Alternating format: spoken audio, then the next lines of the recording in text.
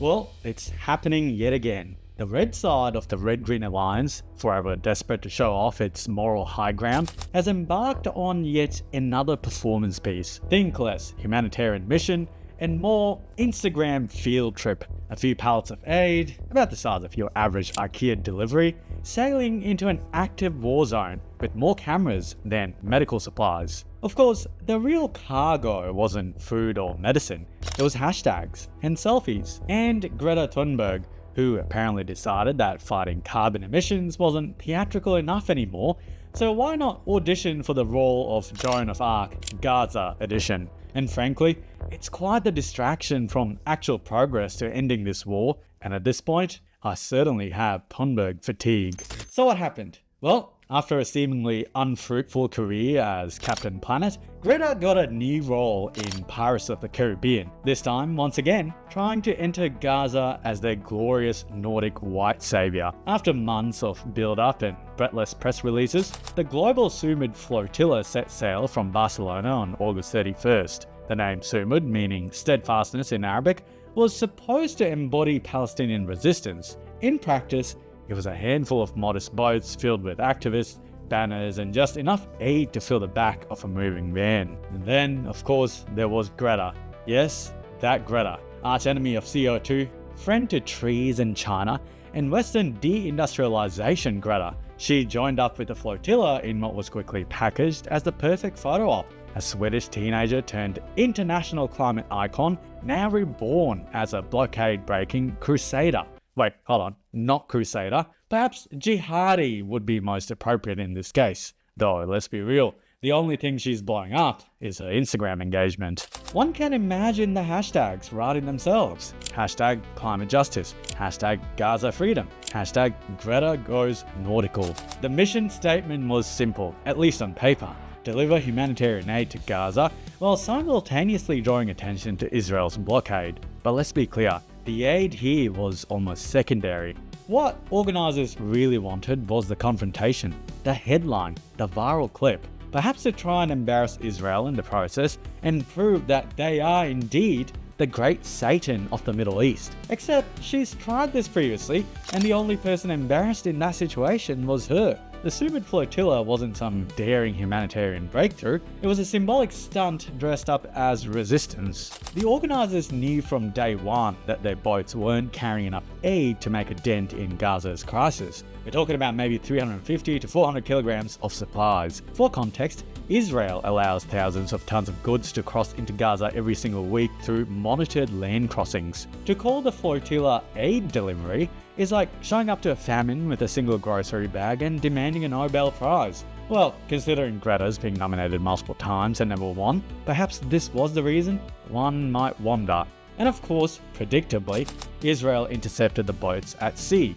International maritime law allows Israel to enforce its blockade as long as it's declared and consistently applied, which it has been for years. Whether you like the blockade or not, the legal precedent is there. So the interception wasn't some shocking act of piracy. It was entirely expected, and in fact, the flotilla organisers practically built their media plan around it. Now, before we get to the next part, if you're enjoying this video so far, please hit the like button, subscribe, and consider signing up to Patreon. It helps keep the channel going, especially amidst changes in censorship legislation around the world and algorithm changes. And of course, you get early access, behind the scenes content, uncensored videos, and access to me, all for less than a coffee a month. Going back, the real aim here wasn't feeding Gazans or breaking through the blockade with a fleet of naval ships with Captain Greta at the helm. It was feeding headlines. Greta's presence guaranteed cameras, and the activists knew they would walk away with viral clips of Israel cracking down on peace activists. That's why the mission was never about delivering supplies efficiently. Multiple countries and even the Vatican had already offered safer, legitimate channels to get aid in, but that doesn't produce the same dramatic visuals of naval commandos boarding a ship. It gets even worse when you look at the theatrics. At one point, activists and their social media echo chambers started spreading rumors that Israel had literally launched a drone strike on them. We cannot confirm who operated the drones that carried out the attacks, but it is reasonable to assume they were linked to either Israel or its allies. Not only was this absurd, it was flat out denied by Tunisia, the country whose airspace they claimed had been violated. You have activists so desperate for victim points that they are willing to invent drone strikes against themselves. These people were basically LARPing as Call of Duty NPCs. In fact, there's more evidence that this was a result of one of them accidentally shooting a flare gun. It's hilarious and essentially performance activism at its most farcical. And Greta Thunberg's involvement only amplifies the contradiction. For years, she's made headlines berating Western nations for their climate sins, demanding deindustrialization, and essentially telling working class Americans and Europeans they need to freeze in the dark to save the planet. Yet, when it comes to the world's biggest polluters like China and India, she somehow finds her megaphone running out of batteries. It's funny, the batteries only die when Beijing's in the room. Weird coincidence. Instead, she's off in the Mediterranean chasing a cause that's guaranteed to trend on TikTok. This is the same Greta who once made waves with apocalyptic warnings. Remember the infamous 5-year doomsday clock she shared back in 2018, predicting humanity's end if fossil fuels weren't abandoned. Well, 5 years later, the world didn't end. Instead, the rhetoric of mass extinction and our house on fire has quietly given way to Gaza flotillas and photo ops. The targets may have changed, but the playbook hasn't. The irony is hard to miss. The flotilla, pitched as steadfast resistance, achieved nothing. The aid never reached Gaza. Israel's blockade was never weakened. The only tangible outcome was a stack of news articles, a flood of hashtags, and Greta once again inserting herself into a geopolitical conflict she doesn't understand. The same young woman who used to shout "listen to the science" now plays dress up in international disputes where the science, the law, and the logistics are irrelevant, as long as the optics look good.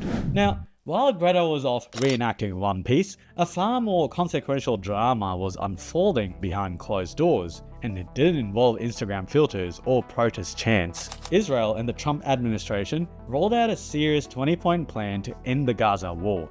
Ceasefire, hostage release, disarming Hamas, a transitional governance framework, reconstruction under oversight. Israel has already greenlit it. Hamas, of course, still needs to accept it. This isn't only an Israel-US project either. Major Arab and Muslim states have signaled support or engagement. The UAE publicly pressed Netanyahu to back the proposal. Qatar's Emir held talks with Trump, reaffirming backing for peace initiatives. Several Arab governments issued joint statements endorsing Trump's plan, even while fretting over Israel's dominance in the drafting. These states know that staying aloof from the diplomacy train looks worse than lending conditional support. It's a gamble on the future of the region, an end to the war that, to put simply, has impacted the entire world for a good 2 years. Meanwhile, the Sumud Flotilla is doing flapjacks out at sea with cameras rolling. One effort is betting on rebuilding Gaza, the other is betting on viral outrage. And perhaps strangely, many of the people screaming genocide are the same ones grumbling about Arab leaders selling out for supporting the plan. They'd rather protest than negotiate, it seems, because if this deal succeeds, if Gaza reopens, reconstruction begins, lives are saved,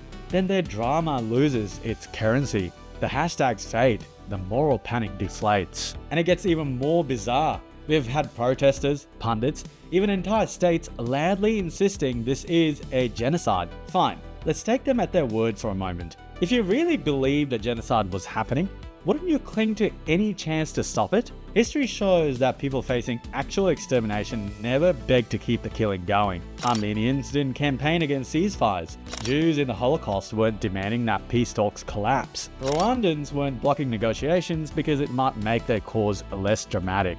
Yet in Gaza, we see the opposite. Hamas itself has balked at deals that would end the war. Some Arab leaders mutter about sellouts.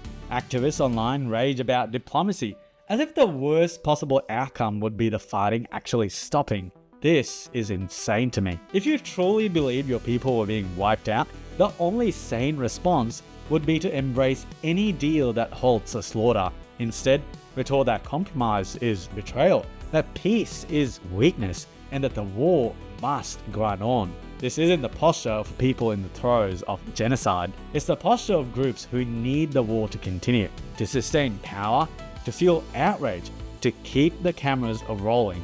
The tragedy is that ordinary Gazans pay the price, while their supposed champions in both the streets and the palaces find more value in perpetual suffering than in actual relief. Peace isn't far off. It's waiting at the table, but Hamas keeps walking away, and their activist fans would rather keep the outrage alive than see the suffering end. Ordinary Gazans remain trapped, while Greta sails off with another headline, another role in the endless theatre of protest. In the neon haze of a broken dawn, steel towers hum, but the wild runs on. A shadow moves through the circus below, half machine, half beast, with a violet glow. They thought the outback was lost to the flame, but a ding